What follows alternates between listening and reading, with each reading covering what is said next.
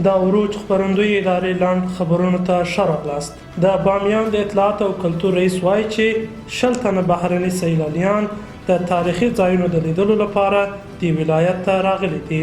د اطلاعات او کلتور رئیس په وینا دا د الباني هیواد وګړي دي.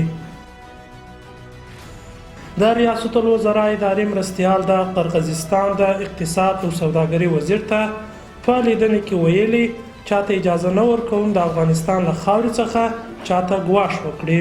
ښاغلي حنیفي په دې لیدنې کې څرګنده کړه چې افغانستان د نړۍ هیوادونو سره په ځانګړې توګه د ګاونډیو هیوادونو سره د ښه اړیکو غوښتونکی ده او له دوی څخه هم د ښه اړیکو غوښتنه کوي. مولوي اسدالله د افغانستان لوی سفیر په چین کې د ماومینګ د هغه هیواد د آسیایي بهرنیو چارو وزارت مرستیال سره لیدنه کړې. په دې لیدنه کې د دواړو هیوادونو د اقتصادي، سوداګري او قنصلي اړیکو د پیاوړتیا او ګډو هڅو لپاره بحثونه شوي دي. د اوبو او انرژي وزارت په یو خبرپاڼه کې په ځینو ولایتونو او سمندري حوزو کې د شنبې څخه تر دوشنبې پورې د سیلابونو ترڅنګ د نسبتا درنو بارانونو او واورو اټکل په ځانګړې توګه د هریرود، هلمند، شمال، کابل او پنجامو په سیمه کې اعلان کړی دی.